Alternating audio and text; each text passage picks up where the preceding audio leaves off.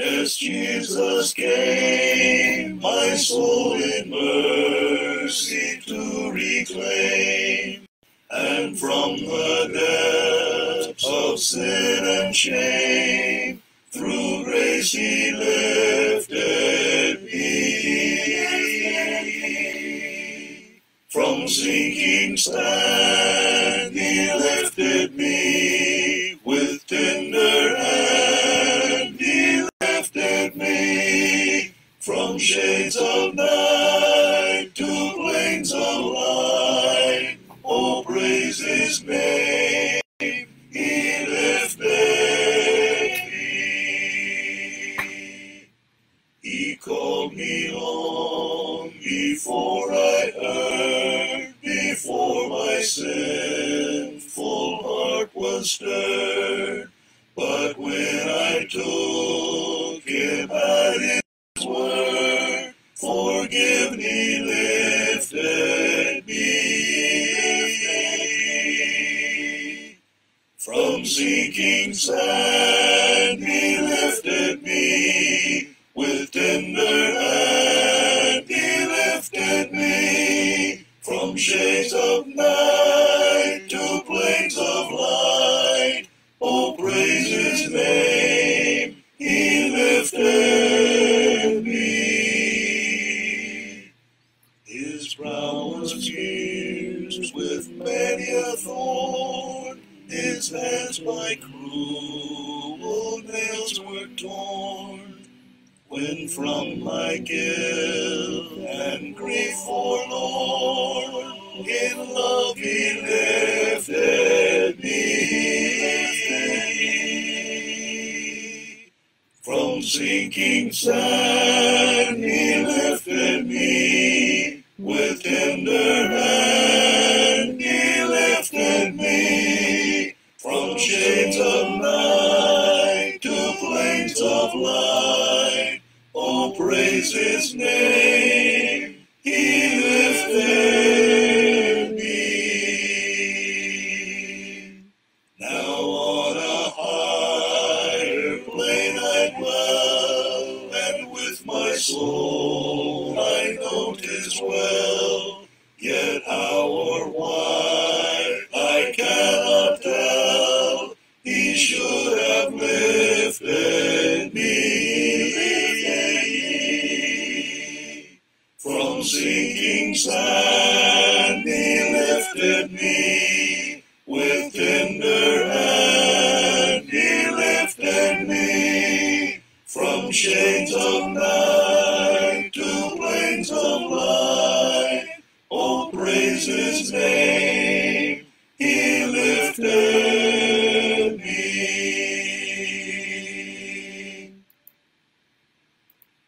Nearer, still nearer, close to thy heart. Draw me, my Savior, so precious thou art. Fold me, oh, fold me, close to thy breast. Shelter me safe in that haven of rest. Shelter me safe in that haven of rest. Nearer, still nearer, nothing I bring, not as an offering to Jesus my King. Only my sinful, now contrite heart, grant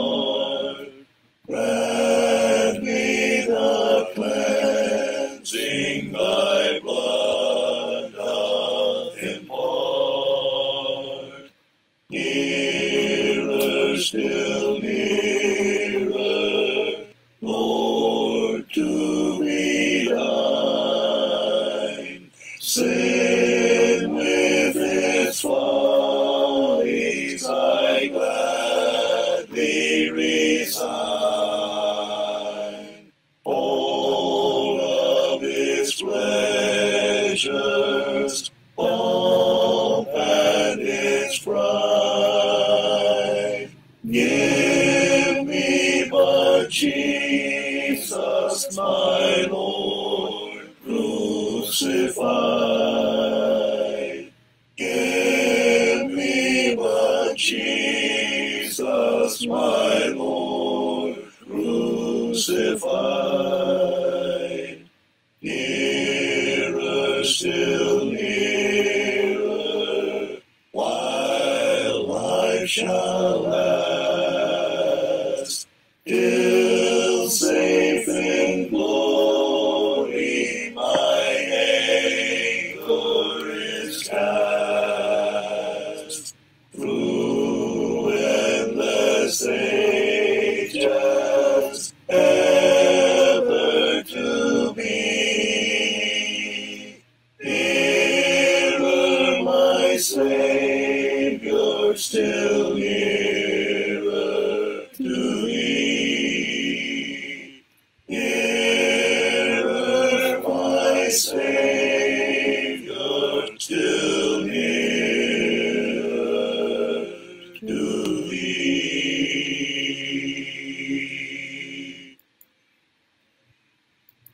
Throw out the lifeline across the dark wave. There is a brother whom someone should save. Somebody's brother, all who can will dare to throw out the lifeline, his peril to share. Throw out the lifeline, throw out the lifeline. Someone is drifting away. Throw out the lifeline, throw out the lifeline. Someone is sinking today. Throw out the lifeline with hands quick and strong. Why do you tarry? Why linger so long? See he is sinking, oh hasten today, and up with the lifeboat away and away. Throw out the lifeline, throw out the lifeline. Someone is drifting away. Throw out the lifeline, throw out the lifeline. Someone is sinking today. Throw out the lifeline to danger from men, sinking in anguish where you've never been. Winds of temptation and billows of woe will soon hurl them out where the dark waters flow. Throw out the lifeline, throw out the lifeline. Someone is drifting away. Throw out the lifeline, throw out the lifeline. Someone is sinking today. Soon will the season of rescue be o'er. Soon will they drift to eternity's shore. Hasten, my brother, no time for delay, but throw out the lifeline and save them today. Throw out the lifeline, throw out the lifeline. Someone is drifting away.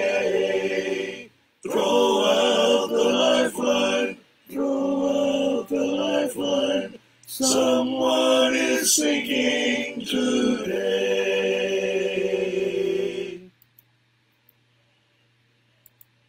Magandang gabi mga kapatid. Sabado po ng gabi ngayon. Marahil po ay iba busy. Lalo na po yung mga ngaral, nagre-review po ng kailang mga ituturo bukas. Pero hindi po tayo nagkaroon ng pagkakataon sa linggong ito na magkaroon po tayo ng pangangaral po sa Facebook. Ano po? May panahon na Miyerkules po yata yun na dapat ay magkaroon tayo ng Facebook Live. Meron namang nagpaparte sa kapitbahay na napakaingay. So, wala rin po tayo mapapala pagka gano'n.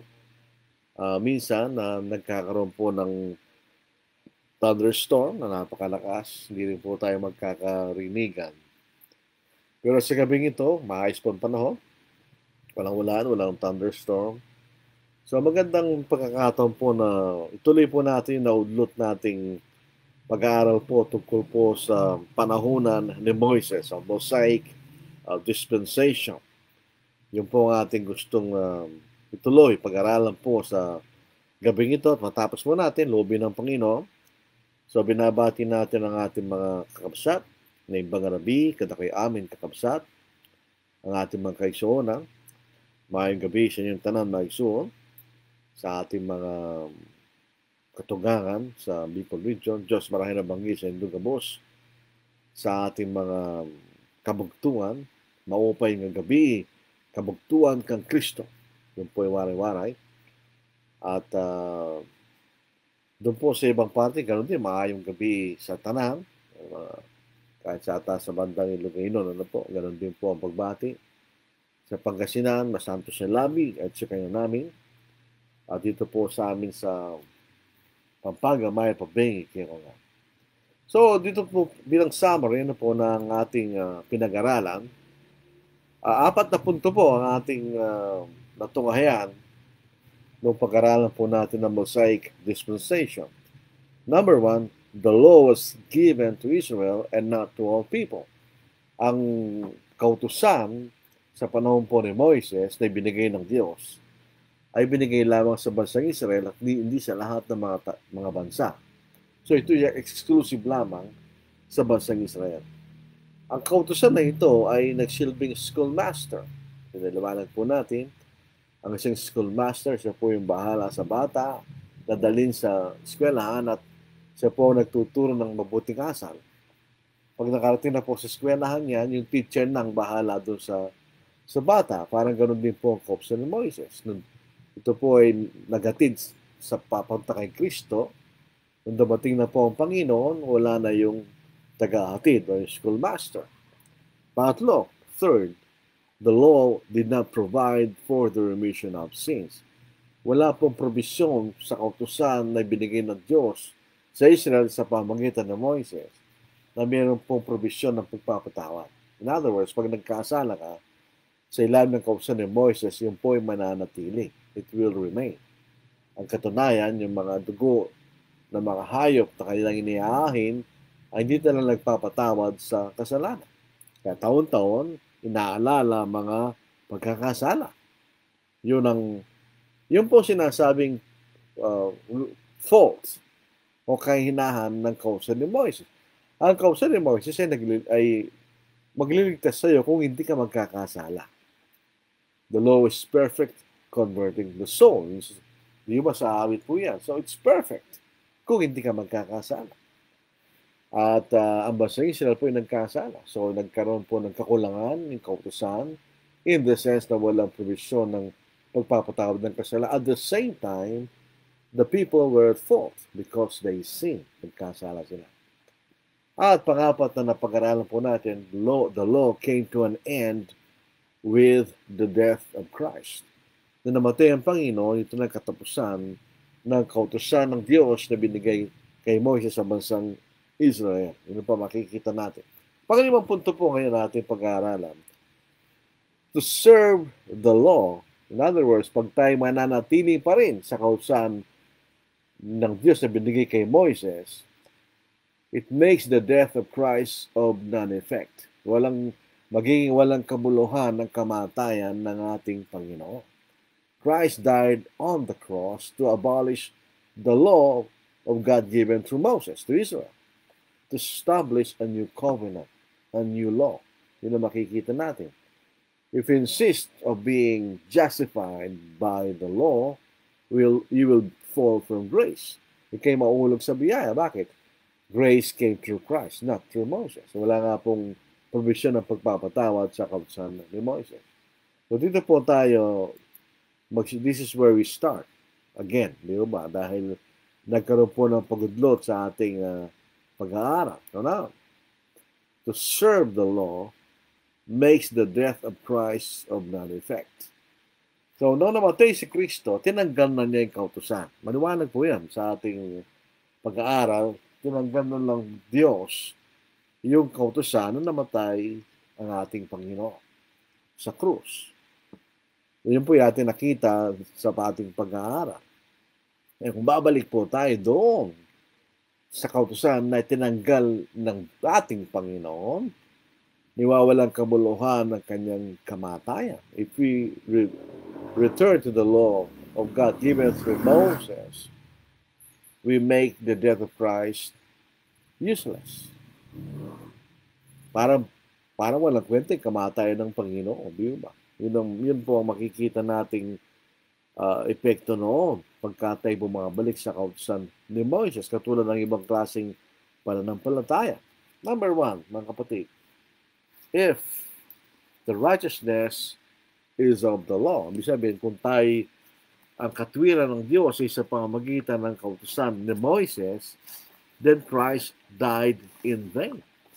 Ang kamatayan ng Panginoon ay naging walang kabuluhan. Babasahin natin sa Galatians 2:21. We read in Galatians chapter 2 verse 21. Ito po ang ating mababasa, maawang ating mabasa. Sabi nga po ng mga kapatid, kaibigan natin mga Bisaya. Sabi dito, I do not set aside the grace of God, sabi ni Moses, o ni Paul, for if righteousness comes through the law, then Christ died in vain. If it was possible for people to be justified by the law, then Christ did not need to die on the cross. Di ba? Kung posible na ang mga tao po yung maging matuwid sa kautusan ni Moises, ay di na kailangan pa mamatay ang ating Panginoon. But the reality is, no one was made perfect under the law of Moses. So Galatians 3:10, for as many as are of the works of the law are under the curse. For it is written, cursed is everyone who does not continue in all things which are written in the book of the law to do them. So, kailangan gawin mo ang lahat ng mga utos na nakasulat sa kautusan ni Moises para ikay maging matuwid sa harapan ng Diyos. If that was possible, kung nagawa ng mga tao yon, then Christ doesn't need to die. Kung tayo maaaring maging ganap sa pamamagitan ng kautusan ni Moises, hindi na kailangan si Kristo mamatay pa sa krus, di ba? Yun ang realidad. But no one was made perfect under the law. Kaya nga, they remain in their sins. Their sins were not forgiven. So they need to be saved by the death of Christ. No, sa Hebrews chapter 9 verse 15, the death of Christ is retroactive and prospective. It saved those under the law, and it will save those under the New Testament. Hebrews 9:15, maliwanag po yan. It's very clear. Basahin natin. It's Hebrews chapter 9, verse 15. Malilang po ito, mga kapatid. Dahil kamatayan ni Kristo ay nagligtas sa mga taong naging tapat sa ilalim ng kautusan ni Moises, at the same time sa magiging tapat sa ilalim po ng Ebanghelyo. 9:15, Hebrews. And for this reason, he is the mediator of the new covenant by means of death for the redemption of the transgressions under the first covenant. Upang tubusin ang mga pagsasalangsang sa ilalim ng unang tipaan kanya, that those who are called may receive the promise of the eternal inheritance. So, yung kamatayan ng Panginoon, di na nagligtas sa atin. Nagligtas din sa mga tao naging tapat sa ilalim ng unang tipaan kanya. So, if people could be justified by the law of Moses, then there is no need for Christ to die.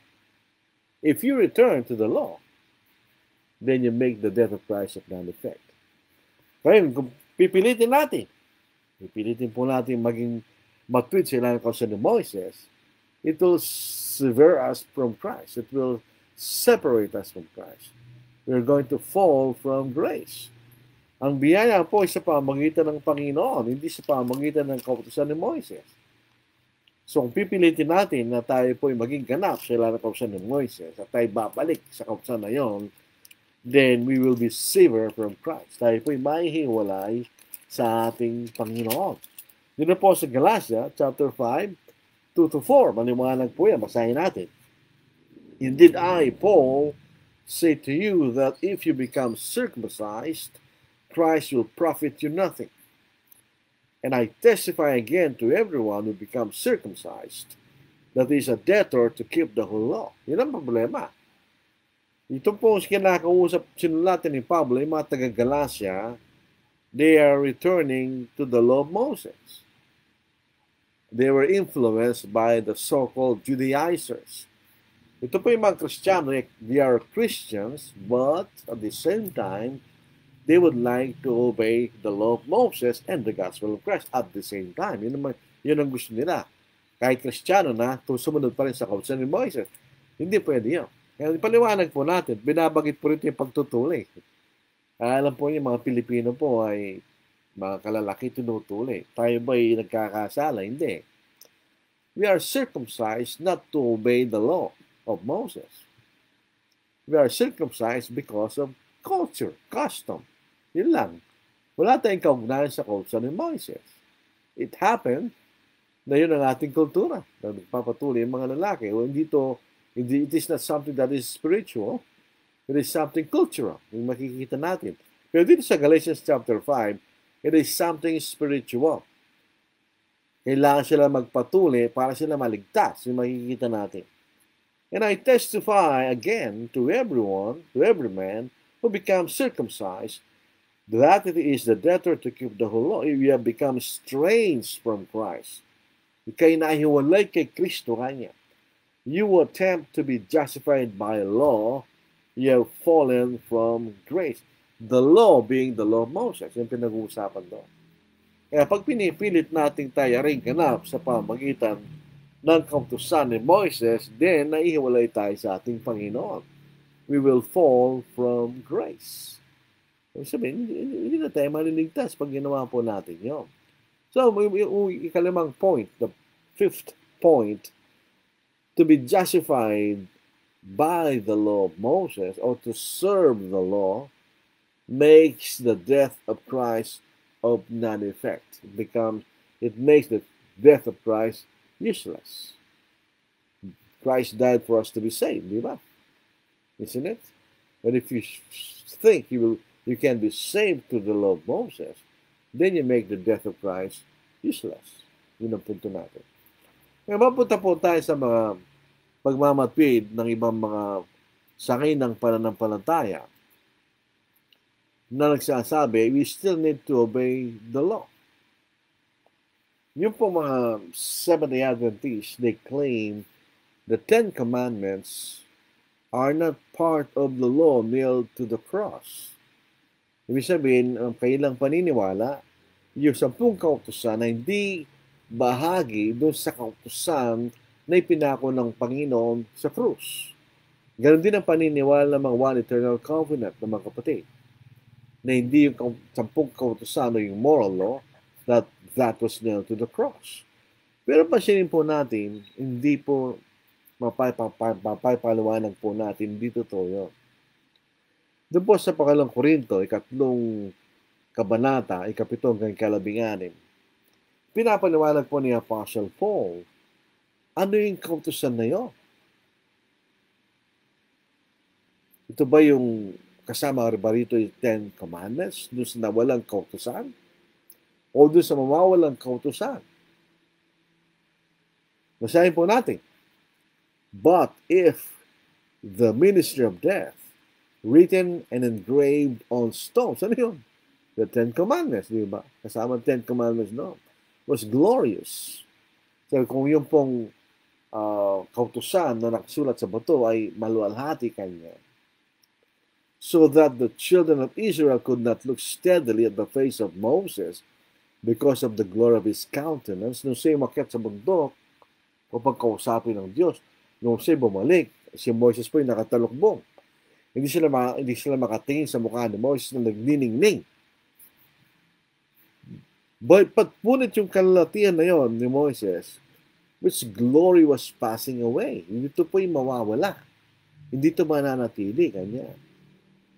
For even what was made glorious had no glory in this respect, because of the glory that excels, unlike Moses, who put a veil over his face so that the children of Israel could not look steadily at the end of what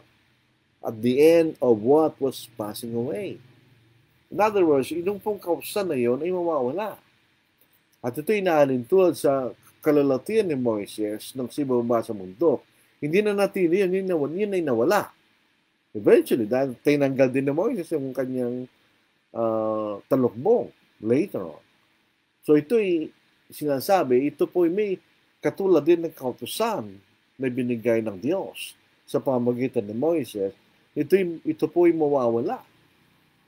But their minds were blinded. Yung pong bansang Israel na bulag kanya. For until this day, the same veil remains unlifted in the reading of the Old Testament. So yung mga Hudyo naniniwala pa rin, sabi ni Pablo sa panahon na yon, na sila po ay nakatalukbong pa rin. Naniniwala pa rin sila doon sa kautusan ni Moises. Pero sabi dito, because the veil is taken away in Christ. Nung namatay ang ating Panginoon, tinanggal na rin yung kautusan ni Moises. Pero yung po yung nakasulat sa bato. So yun ang Ten Commandments. Di ba dala ni Moises yun? Yung Ten Commandments kanya ay mawawala. At tinatanggal sa pamagitan ng ating Panginoon. Yun ang makikita nating kasagutan po doon. Ito po yung tinatawag nilang moral and ceremonial law. Yung sa mga Seventh-day Adventist, ito na po yung ang kautusan ng Israel ay naahati sa dalawang kautusan. Yung moral law, yun daw po binigay ng Diyos sa bundok ng Mount Sinai. At yung kautusan ni Moses, yung ceremonial law, ito na po yung dinagdag lang ni Moses. Yun po kanilang argument sa Galatians chapter 3, verse 19. What purpose then does the law serve? Tandaan natin, the law served. Ito isang particular na kautusan. It was added because of transgressions. In other words, the law of God given through Moses was given so that the nation of Israel will know what sin is, so they can be holy in the sight of the Lord. Pag sinabing banal, ito po sila ihiwalay sa kasalanan. So nagbigay ang Diyos ng kautusan na nagpapakilala kung ano yung pagkakasala. But according to the Seventh-day Adventists, this is the ceremonial law, which was added. Ito na po yung batas ceremonial na dinagdag, hindi kasama yung 10 kautusan. It was added because of transgressions till the seed should come to whom the promises was made. And it was appointed through angels by the hand of a mediator. So ito na po yung ceremonial law. This is the law of Moses. The moral law, including the Ten Commandments, is called the law of God. And it is eternal and was never abolished. Yun ang kailang paniniwala. So pag sinabing the law of God, the moral law, including the Ten Commandments, ito yung binigay ng Diyos sa bansang Israel. The law of Moses was ceremonial law. Ito na yung dinagdag ni Moises. Papasinin po natin. At sagutin natin sa Biblia mismo. Let the Bible answer. So Nehemiah chapter 8, Ezra, ito po isang scribe, gathered the people of Israel to study and explain the law. Tandaan natin, 70 years. Sila ay nasa pagkalipin. So they need to be restored to God through the law. So they need to know the law. Di ba? So basahin po natin.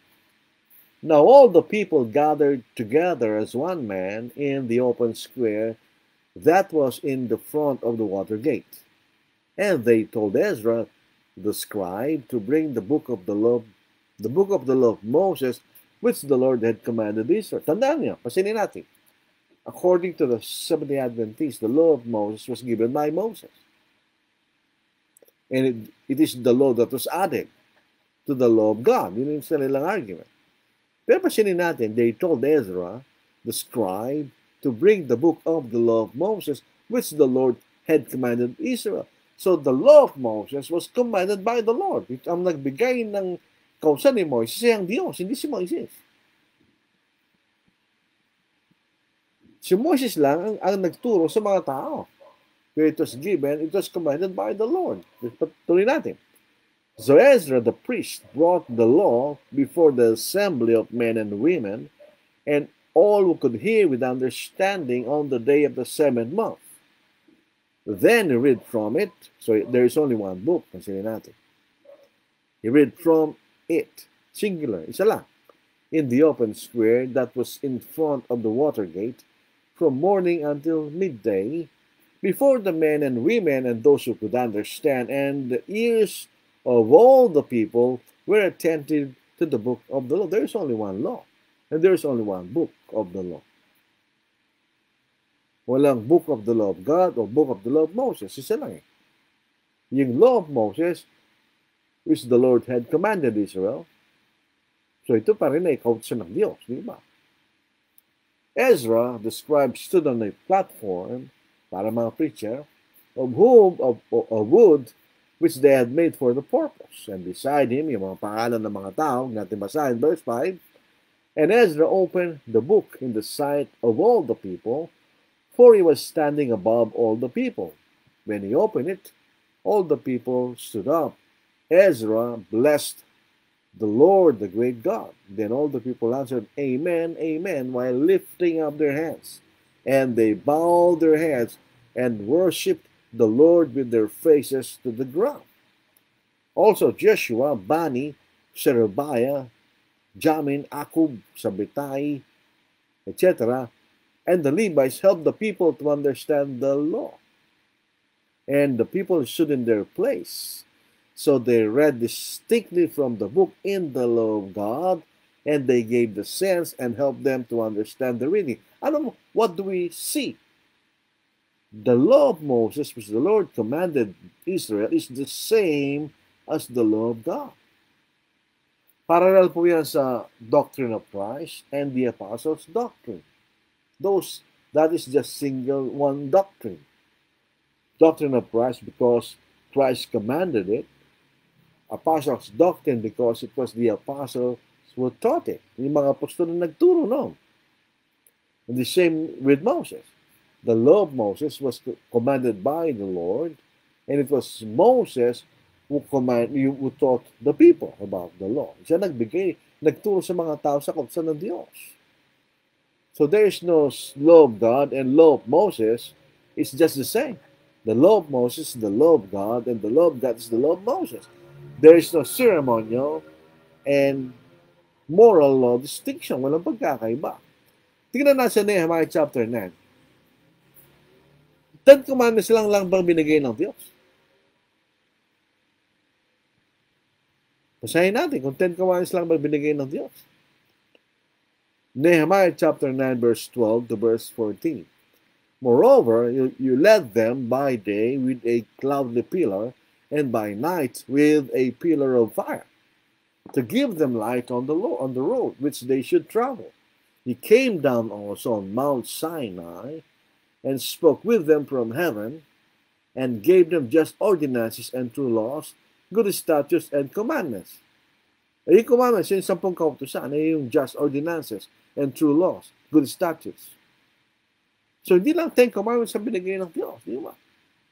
And you made known to them your holy Sabbath. Prior to the giving of the law, people before the people of Israel, they did not know about observing the Sabbath. Wala tayong mababasa. We do not read of anyone observing the Sabbath before the law of Moses. Wala. From Adam until Moses. Wala nag-observe ng Sabbath day. Doon lang. Sa Mount Sinai, ipinakilala ang banal na Sabbath and commanded them precepts, statutes, and laws by the hand of Moses, your servant. So God gave the law through Moses. Yun ang proseso no. Kaya ito ang kautusan ng Diyos sapagkat galing sa Diyos. Pero ginamit niya si Moises para ipakilala sa mga tao ang mga bagay na ibinigay ng Diyos. Specifically, sabi dito, just ordinances and true laws, good statutes, and commandments. So, hindi lang 10 commandments ang binigay ng Diyos. Marami. So yun po, tandaan niyo. Did God only give the 10 commandments? No. God gave also just ordinances, true laws, and good statutes. The law of Sabbath was only made known at Mount Sinai. Before Mount Sinai, the Sabbath, the observance of the seven-day Sabbath was never observed. At ito po, makikita natin, there are ceremonial law in the law of God. Tandaan natin, the law of God is the moral law, the 10 commandments. But there are ceremonial law in the law of God. Tandaan natin, basahin natin. This is Luke chapter 2, verse 22.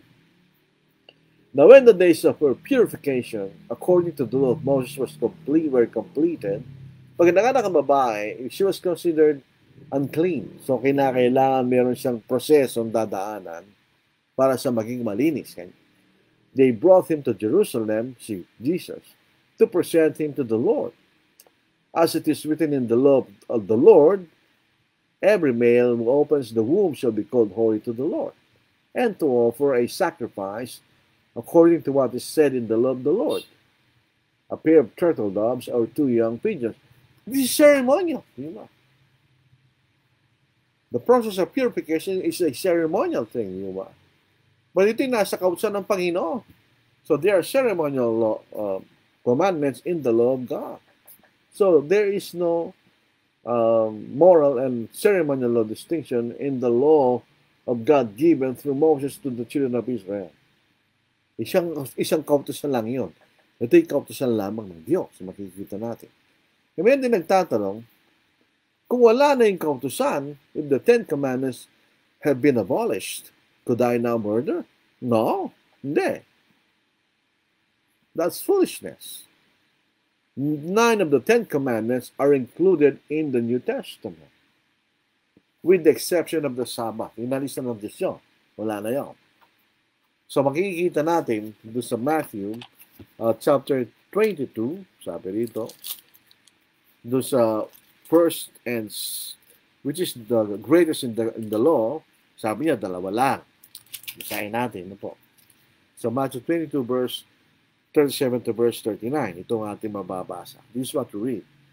Jesus said to him, "You shall love the Lord God, the Lord your God, with all your heart, with all your soul, and with all your mind."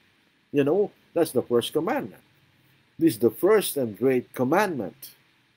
Now the second is like it. You shall love your neighbor as yourself. If you love your neighbor as yourself, you will not commit anything that is against your neighbor. So hindi mo siya papatay dahil mahal mo siya, di ba?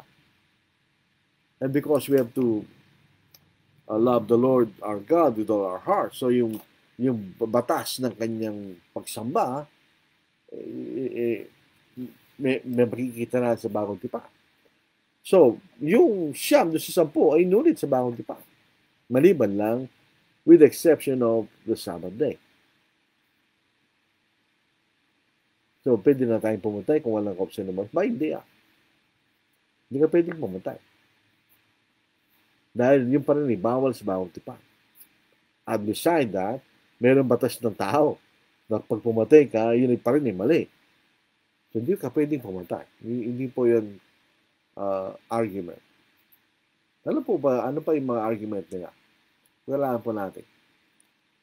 Matthew chapter 5 verse 17. Do not think that I came to destroy the law or the prophets. I did not come to destroy but to fulfill. For assuredly I say to you, till heaven and earth pass away, one jot or one tittle will by no means pass from the law till all is fulfilled. Ang sinasabi ng Panginoon, mawawala lang yung kautusan pag ito'y natupad. Till all is fulfilled. Till all is fulfilled. When was the law fulfilled? Di ba punta tayo sa John chapter 19 verse 28. Nung nakapako sa krus when Christ was on the cross, crucified.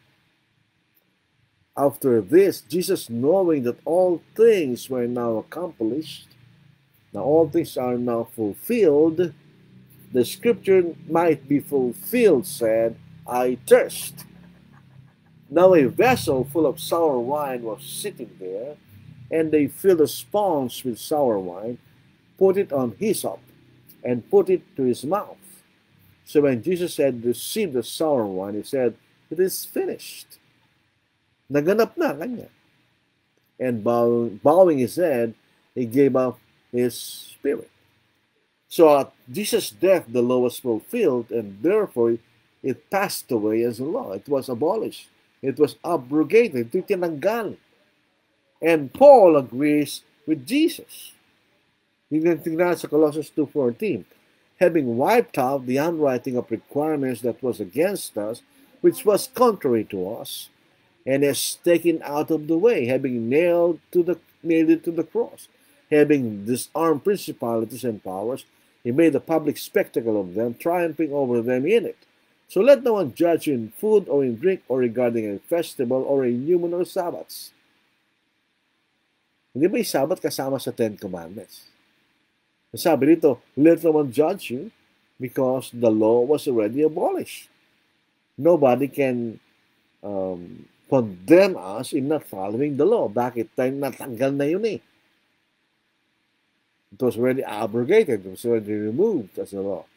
So let no one judge in food or in drink or regarding a festival or the yearly feast or a new moon or monthly feast or Sabbath, the weekly Sabbath, which are a shadow of things to come, but the substance is of Christ. The yearly festival, the yearly feast, the first day and the last day are rest day. They are Sabbath day. They are not the seventh-day Sabbath, but they are Sabbath day. Kailan nagpapahinga doon? So iba-iba yung Sabbath, the seventh-day Sabbath. Ngayon makikita natin. Number 2, the law was an everlasting law. Since the law was everlasting, it means it has no end. It will not end. That's the argument. The law was said to be everlasting because it is everlasting, therefore it will not end. This is Exodus 31, verse 12 to 17. And the Lord spoke to Moses, saying, speak also to the children of Israel, saying, surely my Sabbaths you shall keep, for it is a sign between me and you throughout your generations. Papansinin natin, it is only for the nation of Israel. Throughout all your generation, ibig sabihin, for as long as the nation of Israel is existing, they need to obey the Sabbath. Yun ang naintindihan dito, di ba? That you may know that I am the Lord who sanctifies you. You shall keep the Sabbath, or the seventh-day Sabbath. Therefore, it is holy to you. Everyone who profanes it shall surely be put to death. Kaya nga, mayroon ba pinatay bago sa Mount Sinai ng isang tao who violated the Sabbath law? None. So if there was no violation, there is no law. Pero kasi, papatayin ka eh. Everyone who profanes it, everyone who does not make the seventh-day Sabbath holy will be put to death. For whoever does any work on it, yung nagtrabaho doon, that person shall be cut off from among his people. Cut off meaning will be put to death. Work shall be done for 6 days, but the seventh is the Sabbath of rest, holy to the Lord. Whoever does any work on the Sabbath day, he shall surely put to death. Therefore the children of Israel, not the Gentiles, not the Filipinos, not the Americans, or any nationalities, shall keep the Sabbath, to observe the Sabbath throughout their generations as a perpetual covenant, perpetual everlasting. So they say, it means there is no end. It is perpetual, it is everlasting, so it will not end. That's their argument. It is a sign between me and the children of Israel forever, for in 6 days the Lord made the heavens and the earth. On the seventh day he rested and was refreshed. Tandaan natin, remember, on Genesis chapter 2, Adam and Eve did not rest on the seventh day. They never rested on the seventh day. There was no command for them to rest on the seventh day. Who rested on the seventh day? God rested, not man. Kaya nga po yung nakita natin, it was only in Mount Sinai that the Sabbath was commanded to the children of Israel. So perpetual, everlasting. When applied to things, can mean a long period of time whose end is not yet in sight. It doesn't mean no end. When it is applied to spiritual things, like eternal life, everlasting life, there is no end. Pero kung ito sa mga bagay sa lupa, it is something that is not meaning there is no end, but it is a long period of time whose end is not yet in sight. For instance, there is a perpetual incense, perpetual Sabbath, perpetual incense. If the Sabbath has no end because it is perpetual, then incense also is perpetual, so there is no end to burning the incense as a matter of worship to the Lord. Exodus chapter 30 verse 8, and when Aaron lights the lamps at twilight, he shall burn incense on it, a perpetual incense before the Lord throughout your generations. Question: do the Seventh-day Adventists and like faith still practice burning incense? Wala akong alam. Hindi nila ginagawa yan. But it is a perpetual incense. And to follow their argument, a perpetual Sabbath, so they still need to observe the Sabbath, so they still need to observe incense also, di ba? There is an everlasting priesthood. Exodus chapter 40, verse 14.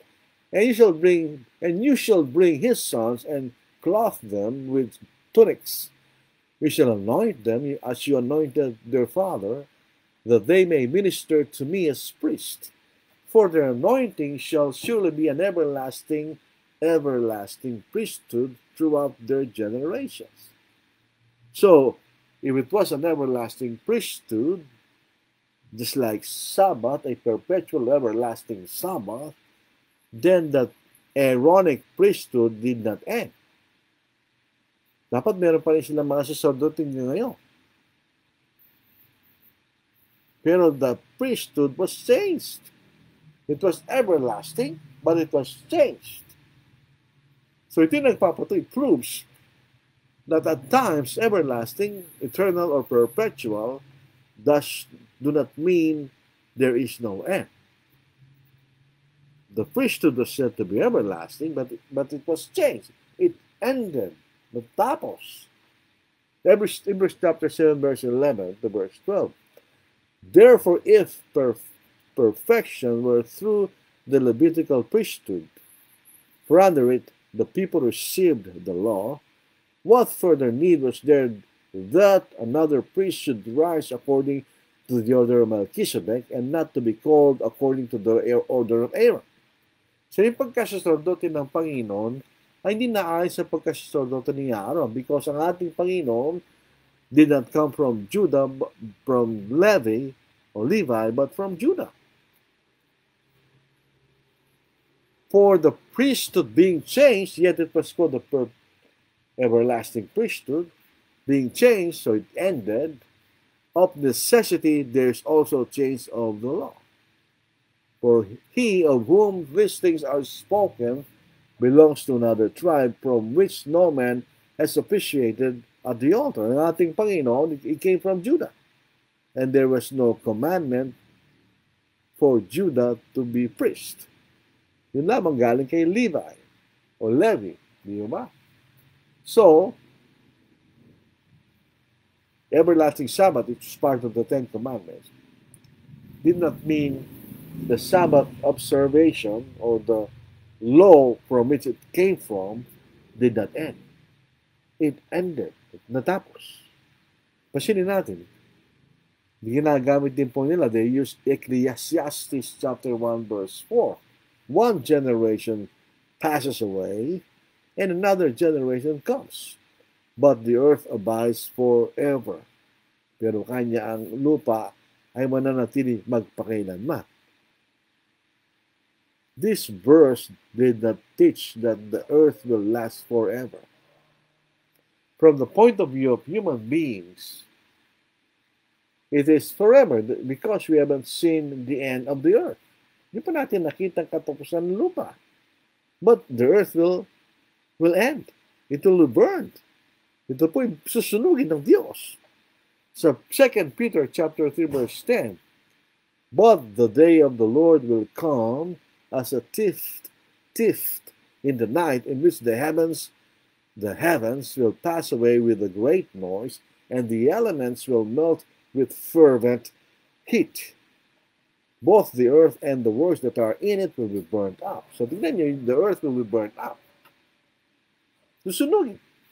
Therefore, since all these things will be dissolved, will be dissolved, what manner of person ought you to be in holy conduct and godliness, looking for and hastening the coming of the day of God, because which the heavens will be dissolved, being on fire, and the elements will melt with fervent heat? Papatayin, masusunog, mawawala. Nevertheless, we, according to His promise, look for a new heavens and a new earth in which righteousness dwells. Yun po tumutukoy sa langit. So, hindi ibig sabihin na ang lupa ay walang katapusan. So, the law was changed. The law was changed. The law was given only to the nation of Israel, not to the Gentiles. Ngayon, the SDA practiced tithing or giving of 10%. To whom was tithing commanded? Was it commanded to the Gentiles? We are Gentiles. We do not belong to the physical nation of Israel. We are Gentiles. We are not Israelite people. Leviticus chapter 21, verse 30 and verse 34. And all the tithe of the land, whether of the seed of the land or of the fruit of the tree, it is the Lord's. It is holy to the Lord. If a man wants at all to redeem any of his tithes, he shall add 1/5 to it. And concerning the tithe of the herd or the flock of whatever passes under the rod, kung ano po yung dadaan sila ng tungkod, the 10th one shall be holy to the Lord. He shall not inquire whether it is good or bad, nor shall he exchange it. And if he exchanges it at all, then both it and one exchange, for it shall be holy, it shall not be redeemed. These are the commandments which the Lord commanded Moses for the children of Israel on Mount Sinai. It was commanded to the nation of Israel. Why do they practice tithing? It was not commanded to the Gentile people. It was only commanded to the nation of Israel. So dapat hindi sila nagpa-practice ng tithing, di ba? Bakit sila nagpa-practice ng tithing? Yung kanina na pangapat na makita natin na argument. The Jews themselves, makikita natin, the Jews themselves are no longer under the law.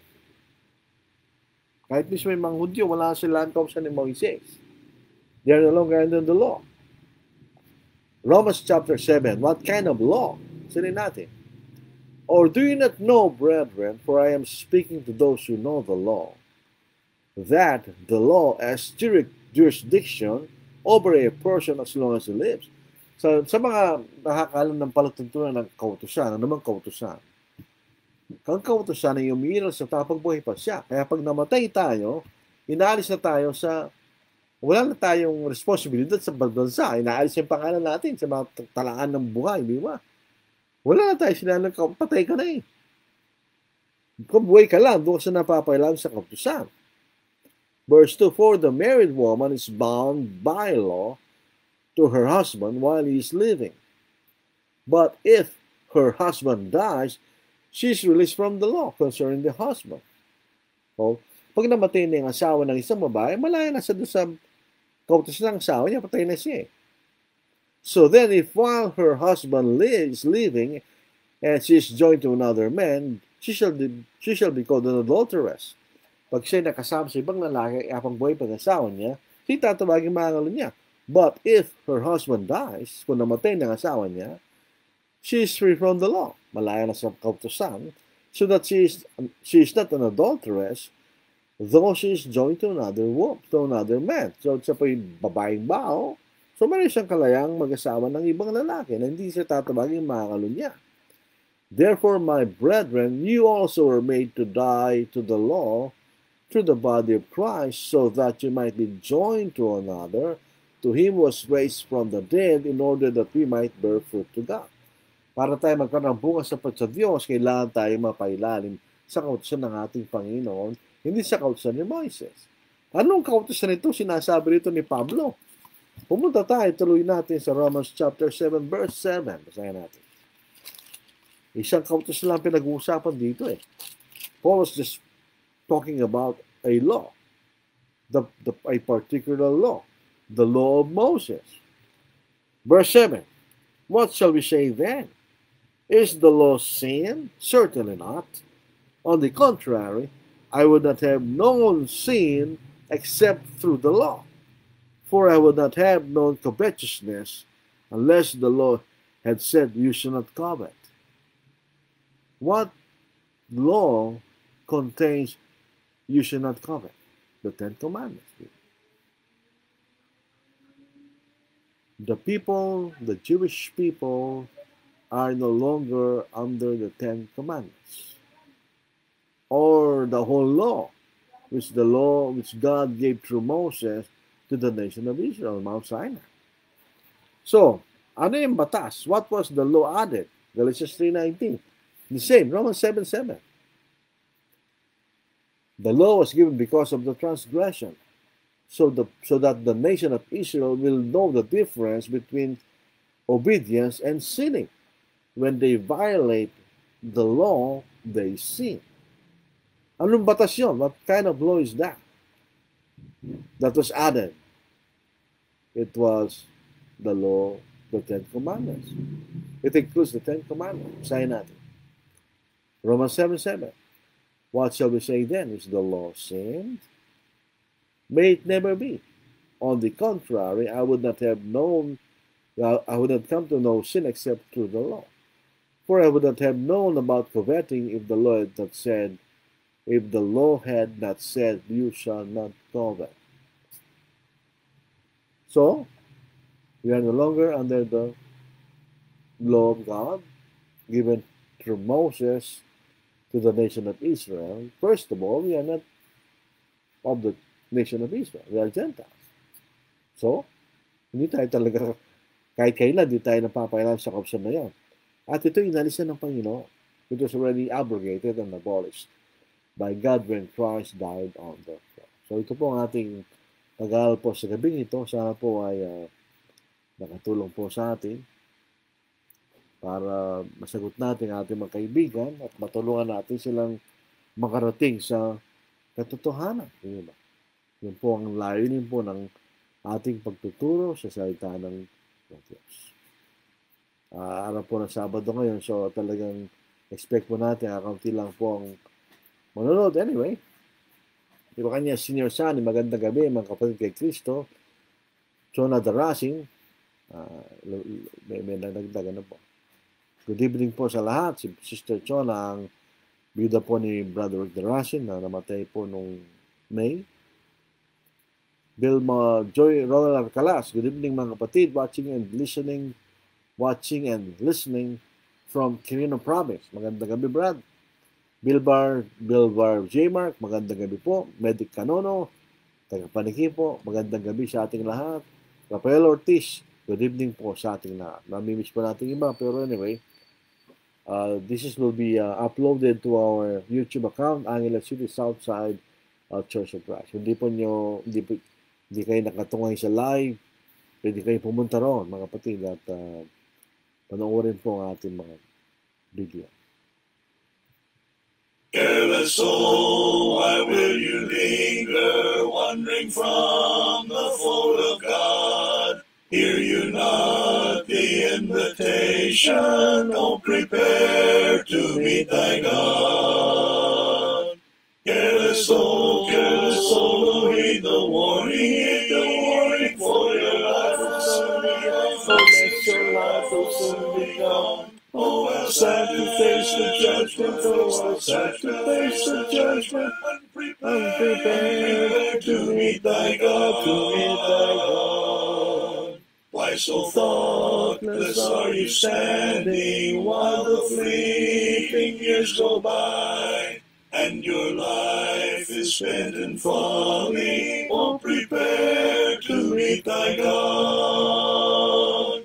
Careless soul, oh, heed the warning, for your life will soon be gone. Oh, yes, your life will soon be gone. Oh, how sad to face the judgment, oh, how sad to face the judgment, unprepared to meet thy God, to meet thy God. Hear you not the earnest pleadings of your friends to wish thee well, and perhaps before tomorrow you'll be called to meet thy God. Careless soul, oh, heed the warning, for your life will soon be gone. Oh, yes, your life will soon be gone. Oh, how sad to face the judgment, oh, how sad to face the judgment, unprepared to meet thy God, to meet thy God. If you spurn the invitation till the Spirit shall depart, then you'll see your sad condition, unprepared to meet thy God. Careless soul, oh, heed the warning, for your life will soon be gone. Oh, yes, your life will soon be gone. Oh, how sad to face the judgment, oh, how sad to face the judgment, unprepared to meet thy God, to meet thy God. Meron pong bumati po at salamat po tayo kay Jennifer Lee po, leasing. Padala po siya ng 10 stars. Salamat. Thank you. Si Shakya Bangi, listening from Tuguegarao. Good evening po.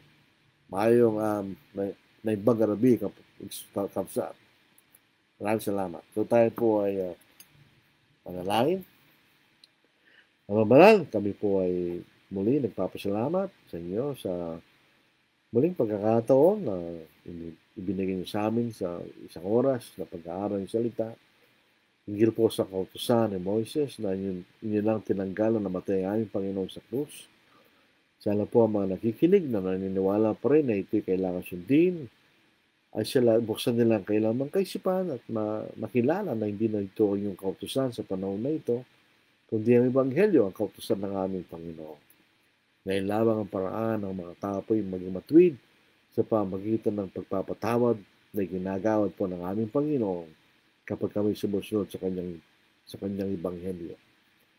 Ama, sana po ay patawarin niyo kami sa mga pagkakamali at pagkakasala at palagi sana bukas ang aming kaisipan na tignan at pag-aralan ng iyong mga salita upang kayo makita ang kalooban at amin itong gawin sa aming buhay. Patawarin po niyo kami, Ama, sa iyong mga pagkakamali at pagkakasala. Nabigyan niyo kami ng katapangan at lakas ng loob na ito ay ang iyong Ebanghelyo ay aming maipakilala sa iyong mga kaibigan, sa iyong mga kamag-anak, sa iyong pamilya. Upang sila rin po ay matagpuan nila ang daan ng kaligtasan. Muli po kami po ay pinapanalangin namin mga kapatid na naging naapektuhan po ng mga lindol at mga bagyo. Sana po ang kailang mga pangangailangan ay matugunan at maibigay po sa kanila sa panahon na ito. Naway po silang pabayaan ng Diyos. Ganun din po kayong pamahalahan na sana sila ay manatiling marunong na magbigay at ng mga tamang mga palutuntunan upang mapanatili po ang kaayusan ng aming bayan. Upang kami na iyong mga anak ay magpatuloy sa aming paglilingkod sa inyo, Diyos. At ang mga bagay na ito ay aming hinihingi sa kilang pangalan sa Kristo. Amen. Magandang gabi po. Take care. Mag-ingat po tayo. Lagi tayong manalangin sa Diyos. Lalo na po sa mga nakikita natin nangyayari po sa kasalukuyang panahon na iba-ibang mga sakuna, bagyo, lindol, pagputok ng mga bulkan, etc. Kung tayo mga Kristiyano, Nakakatakot po yan, pero kung tayo mamatay na Kristiyano, wala tayong alalahanin. Sabi nga ni Pablo, ito'y lalong mabuti, mas umalis at sumakay Kristo. Maraming salamat po. Good evening.